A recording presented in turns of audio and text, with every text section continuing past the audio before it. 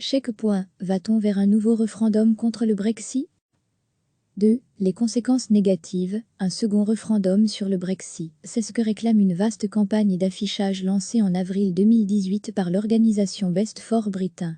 Juin ur campagne itoel secure à diez final 7 diez poplis vote, the country de zerve mort en sunbit, te de zerve tokno à Brexit oui actuellement aux diez NHS diez food price, diez security diez travel and mort. https://teco-cj9fc/ib-pic.twitter.com/ibgtqv9is. Le Brexit n'est pas une affaire pliée, a expliqué Lord Andrew Adonis, membre de la Chambre des Lords et ancien ministre travailliste lors d'une rencontre avec plusieurs journaux européens, dont Le Monde. Nous vivons une situation de crise parlementaire, car la Première ministre n'a pas de majorité parlementaire pour sa conception du Brexit. La seule issue est un nouveau référendum. Plus globalement, de plus en plus de voix remettent actuellement en cause les conséquences du premier vote et plaident pour un second référendum. Lord John Olave Kerr, ancien diplomate, considéré comme l'auteur de l'article 50, qui permet à un pays de quitter l'Union européenne, et sur lequel repose donc le Brexit, affirme même « il y a 30% de chances qu'on organise un second référendum ». Alors, le Brexit est-il inéluctable, ou les Anglais pourraient-ils obtenir, comme certains le réclament, un exit from Brexit? Tout d'abord, rappelons ce qu'est le Brexit. Le mot est la contraction de Britain et exit, et a été formé sur la base du grec si, la sortie de la Grèce. Mais on parlait là d'une exclusion de la zone euro, tandis que pour le Brexit, il s'agit d'une sortie volontaire de l'Union européenne. Cette sortie a été approuvée par référendum le 23 juin 2016 par 51,9% contre 48,1%. Mais aujourd'hui, il ne serait aujourd'hui que 42% à approuver le Brexit, 49% se disant désormais contre, selon un sondage de BMG Research. Comment expliquer ce revirement? Le gouvernement britannique serait prêt à signer un chèque d'environ 50 milliards d'euros à l'Union européenne pour accompagner sa sortie. Une facture beaucoup plus lourde que ce qu'espéraient les Britanniques au départ, le Brexit coûtera 2000 millions de livres par semaine selon la propre étude du gouvernement. Cela vaut-il le coup? Interrogent ses détracteurs. The BBC Mano report but the Brexit fac bus si rolling good country with.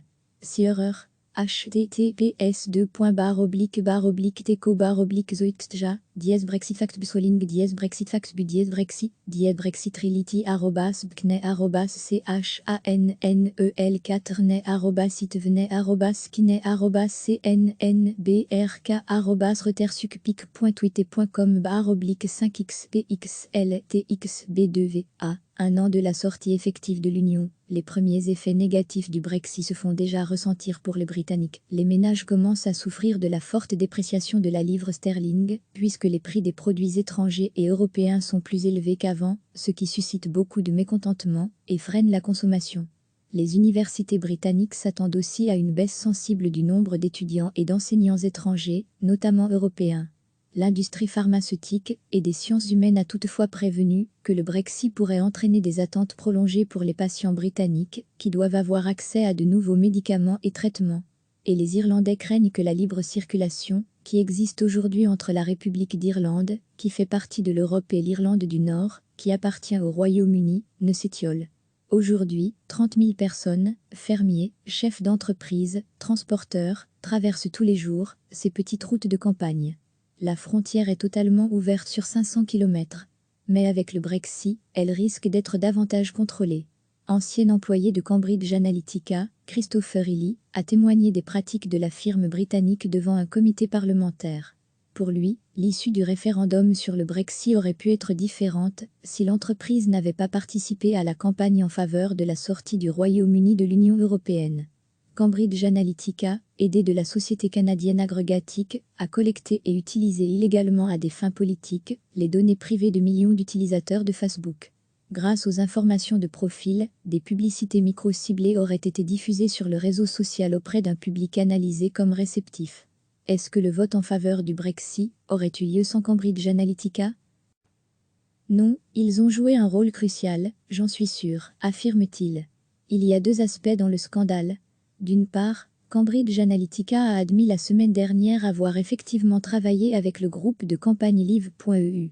L'autre aspect, c'est que Agregatech, une entreprise canadienne issue de Cambridge Analytica, NDLR, a aussi travaillé avec Cambridge Analytica sur un système qui a permis à Live.eu de dépasser son plafond de dépenses et d'utiliser près d'1 million de livres pour cibler la population.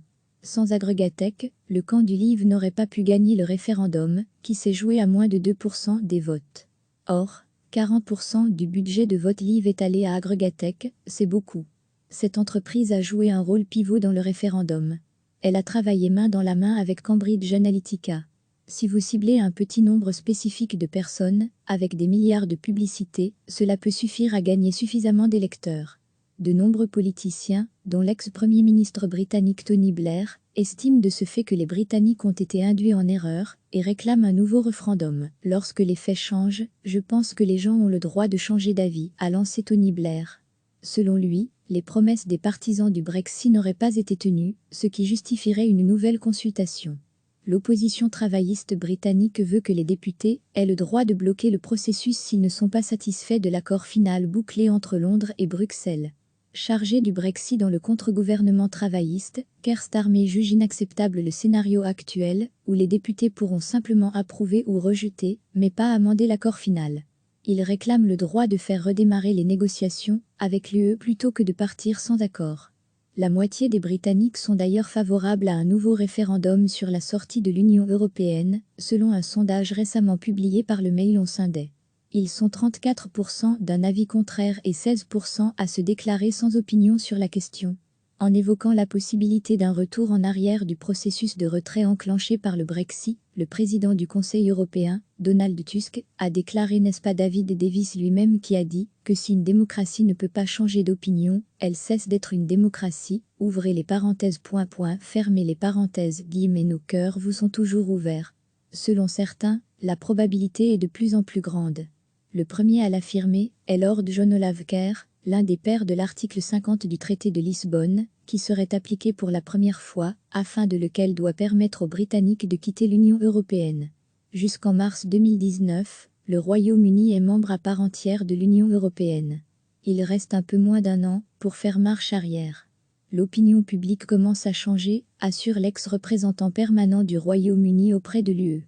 C'est petit, mais perceptible. Les gens sont de plus en plus inquiets face aux conséquences de notre départ, notamment sur l'emploi. Pour inverser la tendance, l'ancien diplomate compte sur le rassemblement des militants anti-Brexit, les associations, notamment celles financées par le milliardaire George Soros, les travaillistes europhiles, les conservateurs rebelles de son côté. Le projet de Lord Adonis compte déposer un amendement prévoyant une deuxième consultation lors du vote, à l'automne, de la loi de sortie de l'UE, adoptée en première lecture par la Chambre des communes et en débat à la Chambre des Lords. Il assure que les députés conservateurs pro-européens peuvent s'unir à ceux du Labour pour faire adopter cet amendement qui, d'après lui, n'impliquerait pas la chute du gouvernement conservateur ni de nouvelles élections. Mais il n'y a pas que les travaillistes qui plaident pour un nouveau référendum. L'ancien Premier ministre britannique John Major a défendu lui aussi l'idée d'un second référendum sur l'accord final sur le Brexit car, selon lui, les Britanniques ont été induits en erreur sur les conséquences du Brexit. Après la sortie du Royaume-Uni de l'UE, je crains que nous soyons plus faibles et moins prospères, en tant que pays et en tant qu'individus.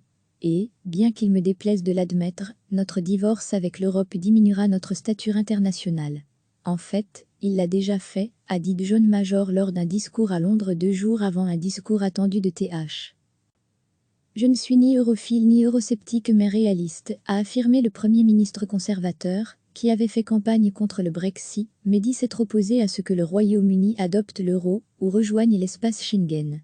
Beaucoup d'électeurs savent qu'ils ont été induits en erreur, beaucoup d'autres commencent à s'en rendre compte, et l'électorat a donc le droit de reconsidérer sa décision, a-t-il considéré. Même la figure emblématique du Brexit Nigel Farage estime lui aussi que le Royaume-Uni devrait organiser un nouveau référendum sur la sortie de l'Union européenne. Pour être sûr que nous voulons vraiment quitter l'UE, a déclaré M. Farage sur la télévision britannique. Nigel Farage en est convaincu. Si le Royaume-Uni organise un second référendum sur le Brexit, le résultat obtenu le 23 juin 2016 serait largement conforté. Le vote s'était alors soldé par la victoire des partisans du retrait, à 52% contre 48%. Les pro-européens tels que l'ancien Premier ministre Tony Blair ne renonceront jamais, jamais, jamais, a-t-il expliqué dans l'émission The Rigsduf sur la chaîne de télévision britannique Channel 5.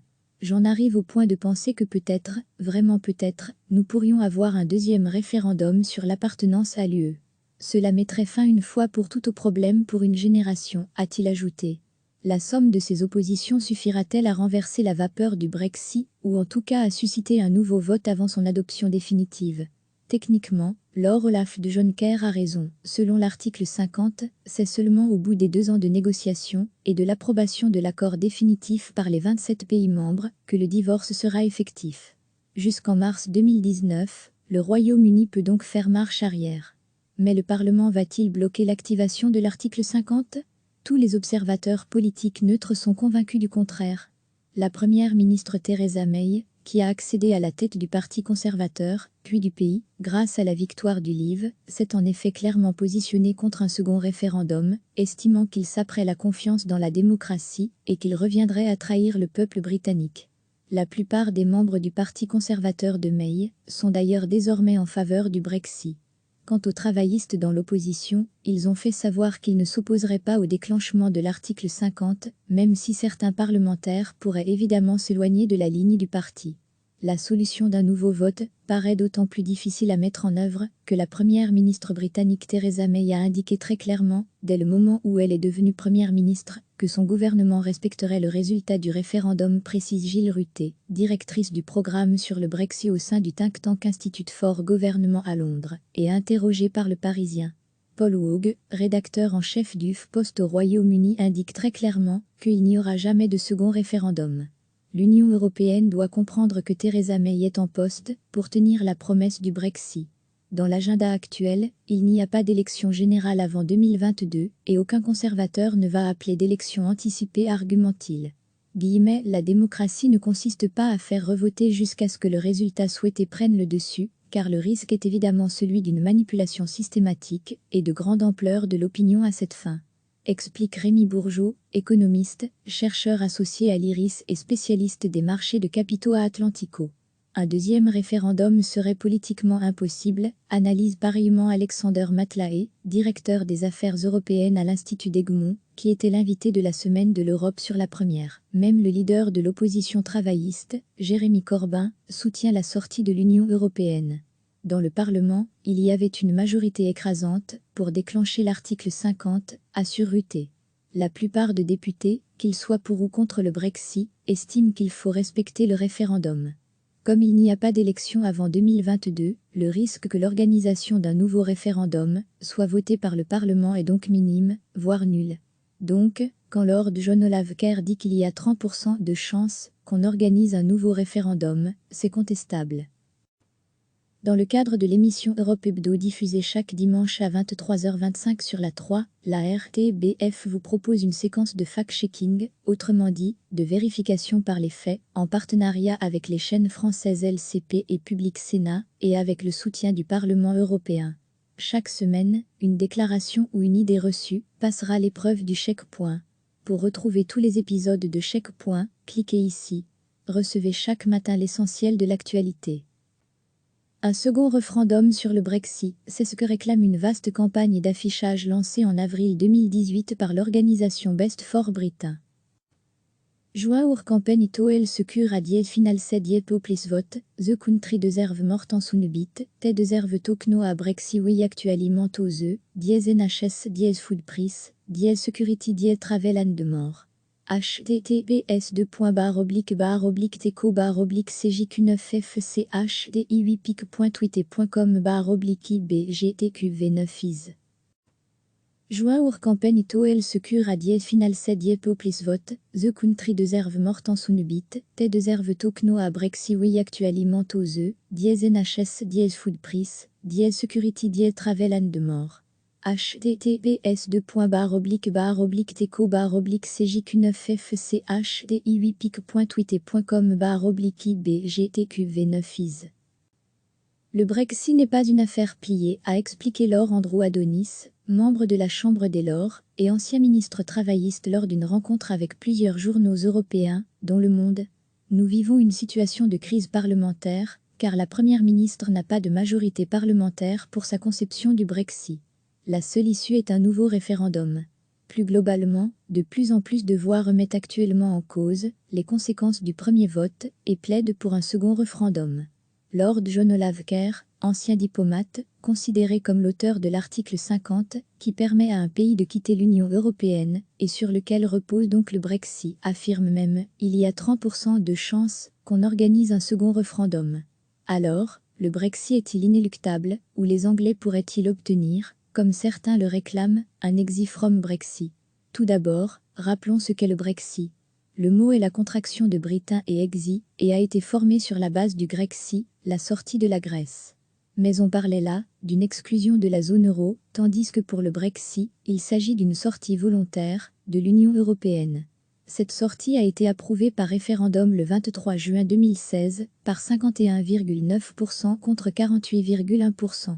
Mais aujourd'hui, il ne serait aujourd'hui que 42% à approuver le Brexit, 49% se disant désormais contre, selon un sondage de BMG Research. Comment expliquer ce revirement? Le gouvernement britannique serait prêt à signer un chèque d'environ 50 milliards d'euros à l'Union européenne pour accompagner sa sortie. Une facture beaucoup plus lourde que ce qu'espéraient les Britanniques au départ, le Brexit coûtera 2000 millions de livres par semaine selon la propre étude du gouvernement. Cela vaut-il le coup? Interrogent ses détracteurs. The BBC Mano report but the Brexit fac bus rolling good country with. Si erreur. https://teco/teco/zoixtja Brexit fact bus rolling Brexit fact bu Brexit Brexit reality @kne @channel4 ne @sitvne @kine @cnnbrk /retersucpic.twitter.com/5xpxltxb2v. The BBC Mano report but the Brexit fac bus rolling good country with. Si erreur. https://teco/teco/zoixtja Brexit fact bus rolling Brexit fact bu Brexit Brexit reality @kne @channel4 ne @sitvne @kine @cnnbrk /retersucpic.twitter.com/5xpxltxb2v. 2. Les conséquences négatives à un an de la sortie effective de l'Union. Les premiers effets négatifs du Brexit se font déjà ressentir pour les Britanniques. Les ménages commencent à souffrir de la forte dépréciation de la livre sterling, puisque les prix des produits étrangers et européens sont plus élevés qu'avant, ce qui suscite beaucoup de mécontentement et freine la consommation. Les universités britanniques s'attendent aussi à une baisse sensible du nombre d'étudiants et d'enseignants étrangers, notamment européens. L'industrie pharmaceutique et des sciences humaines a toutefois prévenu que le Brexit pourrait entraîner des attentes prolongées pour les patients britanniques qui doivent avoir accès à de nouveaux médicaments et traitements. Et les Irlandais craignent que la libre circulation, qui existe aujourd'hui entre la République d'Irlande, qui fait partie de l'Europe, et l'Irlande du Nord, qui appartient au Royaume-Uni, ne s'étiole. Aujourd'hui, 30 000 personnes, fermiers, chefs d'entreprise, transporteurs, traversent tous les jours ces petites routes de campagne. La frontière est totalement ouverte sur 500 km. Mais avec le Brexit, elle risque d'être davantage contrôlée. Ancien employé de Cambridge Analytica, Christopher Ely a témoigné des pratiques de la firme britannique devant un comité parlementaire. Pour lui, l'issue du référendum sur le Brexit aurait pu être différente si l'entreprise n'avait pas participé à la campagne en faveur de la sortie du Royaume-Uni de l'Union européenne. Cambridge Analytica, aidé de la société canadienne Aggregatic, a collecté et utilisé illégalement à des fins politiques les données privées de millions d'utilisateurs de Facebook. Grâce aux informations de profil, des publicités micro-ciblées auraient été diffusées sur le réseau social auprès d'un public analysé comme réceptif. Est-ce que le vote en faveur du Brexit aurait eu lieu sans Cambridge Analytica? Non, ils ont joué un rôle crucial, j'en suis sûr, affirme-t-il. Il y a deux aspects dans le scandale. D'une part, Cambridge Analytica a admis la semaine dernière avoir effectivement travaillé avec le groupe de campagne Live.eu.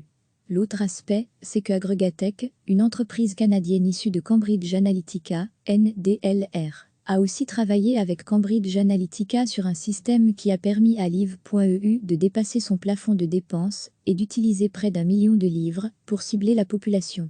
Sans Aggregatech, le camp du Livre n'aurait pas pu gagner le référendum, qui s'est joué à moins de 2% des votes. Or, 40% du budget de Votliv est allé à Agregatech, c'est beaucoup. Cette entreprise a joué un rôle pivot dans le référendum. Elle a travaillé main dans la main avec Cambridge Analytica. Si vous ciblez un petit nombre spécifique de personnes, avec des milliards de publicités, cela peut suffire à gagner suffisamment d'électeurs. De nombreux politiciens, dont l'ex-premier ministre britannique Tony Blair, estiment de ce fait que les Britanniques ont été induits en erreur et réclament un nouveau référendum. Lorsque les faits changent, je pense que les gens ont le droit de changer d'avis, a lancé Tony Blair. Selon lui, les promesses des partisans du Brexit n'auraient pas été tenues, ce qui justifierait une nouvelle consultation. L'opposition travailliste britannique veut que les députés aient le droit de bloquer le processus s'ils ne sont pas satisfaits de l'accord final bouclé entre Londres et Bruxelles. Chargé du Brexit dans le contre-gouvernement travailliste, Keir Starmer juge inacceptable le scénario actuel, où les députés pourront simplement approuver ou rejeter, mais pas amender l'accord final. Il réclame le droit de faire redémarrer les négociations avec l'UE plutôt que de partir sans accord. La moitié des Britanniques sont d'ailleurs favorables à un nouveau référendum sur la sortie de l'Union européenne, selon un sondage récemment publié par le Mail on Sunday. Ils sont 34% d'un avis contraire et 16% à se déclarer sans opinion sur la question. En évoquant la possibilité d'un retour en arrière du processus de retrait enclenché par le Brexit, le président du Conseil européen, Donald Tusk, a déclaré, n'est-ce pas David Davis lui-même qui a dit que si une démocratie ne peut pas changer d'opinion, elle cesse d'être une démocratie, ouvrez les parenthèses ... fermez les parenthèses, nos cœurs vous sont toujours ouverts. Selon certains, la probabilité est de plus en plus grande. Le premier à l'affirmer est Lord John Olave Kerr, l'un des pères de l'article 50 du traité de Lisbonne, qui serait appliqué pour la première fois, afin de lequel doit permettre aux Britanniques de quitter l'Union européenne. Jusqu'en mars 2019, le Royaume-Uni est membre à part entière de l'Union européenne. Il reste un peu moins d'un an pour faire marche arrière. L'opinion publique commence à changer, assure l'ex-représentant permanent du Royaume-Uni auprès de l'UE. C'est petit, mais perceptible. Les gens sont de plus en plus inquiets face aux conséquences de notre départ, notamment sur l'emploi. Pour inverser la tendance, l'ancien diplomate compte sur le rassemblement des militants anti-Brexit, les associations, notamment celles financées par le milliardaire George Soros, les travaillistes europhiles, les conservateurs rebelles de son côté. Le projet de Lord Adonis compte déposer un amendement prévoyant une deuxième consultation lors du vote, à l'automne, de la loi de sortie de l'UE adoptée en première lecture par la Chambre des communes et en débat à la Chambre des Lords. Il assure que les députés conservateurs pro-européens peuvent s'unir à ceux du Labour pour faire adopter cet amendement qui, d'après lui, n'impliquerait pas la chute du gouvernement conservateur ni de nouvelles élections. Mais il n'y a pas que les travaillistes qui plaident pour un nouveau référendum. L'ancien Premier ministre britannique John Major a défendu lui aussi l'idée d'un second référendum sur l'accord final sur le Brexit car, selon lui, les Britanniques ont été induits en erreur sur les conséquences du Brexit. Après la sortie du Royaume-Uni de l'UE, je crains que nous soyons plus faibles et moins prospères, en tant que pays et en tant qu'individus. Et, bien qu'il me déplaise de l'admettre, notre divorce avec l'Europe diminuera notre stature internationale. En fait, il l'a déjà fait, a dit John Major lors d'un discours à Londres 2 jours avant un discours attendu de TH. Je ne suis ni europhile ni eurosceptique mais réaliste, a affirmé le Premier ministre conservateur, qui avait fait campagne contre le Brexit, mais dit s'être opposé à ce que le Royaume-Uni adopte l'euro ou rejoigne l'espace Schengen. Beaucoup d'électeurs savent qu'ils ont été induits en erreur, beaucoup d'autres commencent à s'en rendre compte, et l'électorat a donc le droit de reconsidérer sa décision, a-t-il considéré. Même la figure emblématique du Brexit Nigel Farage estime lui aussi que le Royaume-Uni devrait organiser un nouveau référendum sur la sortie de l'Union européenne. Pour être sûr que nous voulons vraiment quitter l'UE, a déclaré M. Farage sur la télévision britannique. Nigel Farage en est convaincu. Si le Royaume-Uni organise un second référendum sur le Brexit, le résultat obtenu le 23 juin 2016 serait largement conforté.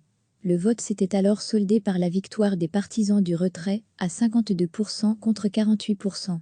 Les pro-européens tels que l'ancien Premier ministre Tony Blair ne renonceront jamais, jamais, jamais, a-t-il expliqué dans l'émission The Rig Stuff sur la chaîne de télévision britannique Channel 5. J'en arrive au point de penser que peut-être, vraiment peut-être, nous pourrions avoir un deuxième référendum sur l'appartenance à l'UE. Cela mettrait fin une fois pour toutes au problème pour une génération, a-t-il ajouté. La somme de ces oppositions suffira-t-elle à renverser la vapeur du Brexit, ou en tout cas à susciter un nouveau vote avant son adoption définitive? Techniquement, Lord Olaf de Jonker a raison. Selon l'article 50, c'est seulement au bout des 2 ans de négociations et de l'approbation de l'accord définitif par les 27 pays membres que le divorce sera effectif. Jusqu'en mars 2019, le Royaume-Uni peut donc faire marche arrière. Mais le Parlement va-t-il bloquer l'activation de l'article 50 ? Tous les observateurs politiques neutres sont convaincus du contraire. La première ministre Theresa May, qui a accédé à la tête du Parti conservateur, puis du pays, grâce à la victoire du Leave, s'est en effet clairement positionnée contre un second référendum, estimant qu'il saperait la confiance dans la démocratie et qu'il reviendrait à trahir le peuple britannique. La plupart des membres du Parti conservateur de May sont d'ailleurs désormais en faveur du Brexit. Quant aux travaillistes dans l'opposition, ils ont fait savoir qu'ils ne s'opposeraient pas au déclenchement de l'article 50, même si certains parlementaires pourraient évidemment s'éloigner de la ligne du parti. La solution d'un nouveau vote paraît d'autant plus difficile à mettre en œuvre que la première ministre britannique Theresa May a indiqué très clairement, dès le moment où elle est devenue première ministre, que son gouvernement respecterait le résultat du référendum, précise Gill Rutte, directrice du programme sur le Brexit au sein du think tank Institute for Government à Londres, et interrogée par Le Parisien.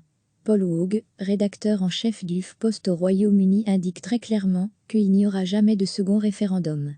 L'Union européenne doit comprendre que Theresa May est en poste pour tenir la promesse du Brexit. Dans l'agenda actuel, il n'y a pas d'élection générale avant 2022 et aucun conservateur ne va appeler d'élection anticipée, argumente-t-il. La démocratie ne consiste pas à faire revoter jusqu'à ce que le résultat souhaité prenne le dessus, car le risque est évidemment celui d'une manipulation systématique et de grande ampleur de l'opinion à cette fin. Explique Rémi Bourgeot, économiste, chercheur associé à l'IRIS et spécialiste des marchés de capitaux à Atlantico. Un deuxième référendum serait politiquement impossible, analyse pareillement Alexander Matlaé, directeur des affaires européennes à l'Institut d'Egmont, qui était l'invité de la Semaine de l'Europe sur la première. Même le leader de l'opposition travailliste, Jérémy Corbyn, soutient la sortie de l'Union européenne. Dans le Parlement, il y avait une majorité écrasante pour déclencher l'article 50, assure Rutte. La plupart de députés, qu'ils soient pour ou contre le Brexit, estiment qu'il faut respecter le référendum.